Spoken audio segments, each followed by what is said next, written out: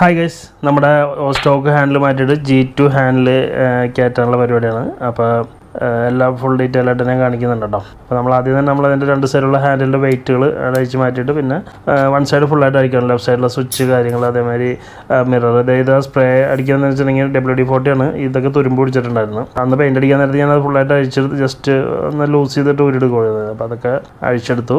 അതേമാതിരി ഇതേ ക്ലച്ചുകൾ കാര്യങ്ങളൊക്കെ പിടിപ്പിച്ച് അതിൻ്റെ ലിവർ എല്ലാം അഴിച്ച് മിററൊക്കെ കൂടി അത് ഒരു സെറ്റായിട്ടാണുള്ളത്. അപ്പോൾ അങ്ങനെ അങ്ങോട്ട് ഊരിപ്പോരുള്ളൂ. അപ്പോൾ അത് അഴിച്ചെടുത്ത് കഴിഞ്ഞിട്ട് ഗ്രിപ്പിനകത്തിരി പാടായിരുന്നു കേട്ടോ. അതിൽ ബലം പിടിച്ചിട്ട് അഴിക്കേണ്ടി വരും. പിന്നെ അതേമാതിരി തന്നെ റൈറ്റ് സൈഡിലെ ആക്സിലേറ്ററിൻ്റെ യൂണിറ്റ് മൊത്തം സ്വിച്ച് യൂണിറ്റ് മൊത്തമായിട്ട് അഴിച്ചെടുക്കുക. ആക്സിലേറ്റർ ഗ്രിപ്പ് അഴിച്ച് മാറ്റുക. അതേമാതിരി തന്നെ മിറർ അതിന് അടിയിൽ നിന്ന് മുകളിൽ നിന്ന് അഴിച്ച് സെപ്പറേറ്റ് ആയിട്ട് വരും പറഞ്ഞുകൊണ്ട് കുഴപ്പമില്ല.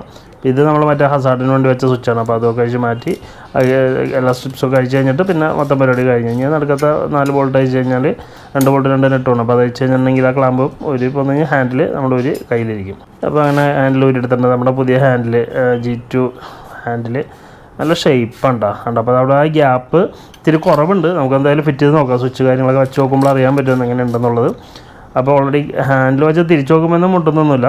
അപ്പോൾ അങ്ങനെ നമ്മൾ ആക്സിലേറ്റർ സാധനങ്ങൾ സെറ്റപ്പൊക്കെ ചെയ്ത് അതിനുശേഷം എല്ലാം ഫിറ്റിങ് സ്വിച്ചും കാര്യങ്ങളെല്ലാം ഫിറ്റ് ചെയ്ത് സെറ്റാക്കിയിട്ടുണ്ട്. അപ്പോൾ സെറ്റാക്കി കഴിഞ്ഞപ്പോഴത്തേക്കും മുട്ടൊന്ന് ആദ്യം ഇത് കണ്ട് ഇത് ബ്രേക്കിൻ്റെ ഇതാണ് പൈപ്പാണ്. അപ്പോൾ അത് ലൂസ് ചെയ്ത് ഒന്ന് ഇങ്ങോട്ട് ഫ്രണ്ടിലോട്ടാക്കണം. അപ്പോൾ ലൂസ് ചെയ്യുമ്പോൾ ഫ്ലൂയിഡ് ലീക്ക് ആവാണ്ട് നോക്കണം.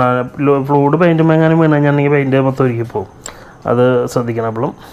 പിന്നെ വേറെ പ്രശ്നമൊന്നും ഉണ്ടായിരുന്നില്ല. ബാക്കിയെല്ലാം സെറ്റപ്പ് ലെഫ്റ്റ് സൈഡിൽ ക്ലച്ചും കാര്യങ്ങളൊക്കെ വെച്ചെല്ലാം സെറ്റ് ചെയ്ത് കുഴപ്പമൊന്നുമില്ല, ഓക്കെയാണ്.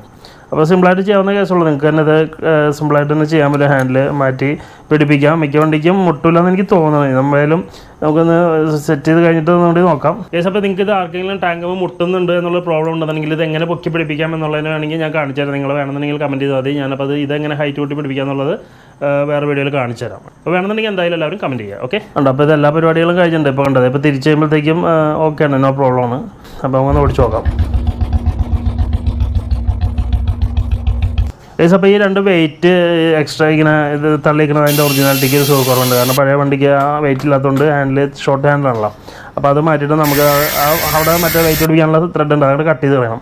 അത് കട്ട് കഴിഞ്ഞാൽ ഹോൾ മാത്രമേ ഇട്ടു. അപ്പോൾ ഇതുണ്ട് FC-യുടെ എൻഡ് ക്യാപ്പാണ്. അത് വെറുതെ ജസ്റ്റ് കയറ്റി വെച്ചിട്ട് അങ്ങനെ ടൈറ്റ് ചെയ്താൽ മതി.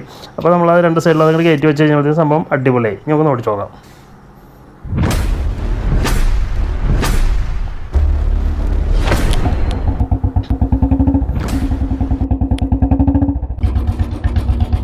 കേസ് അപ്പോൾ എത്രയേ ഉള്ളൂ. ബാക്കി അടുത്ത വീഡിയോ കാണാം. Okay, by.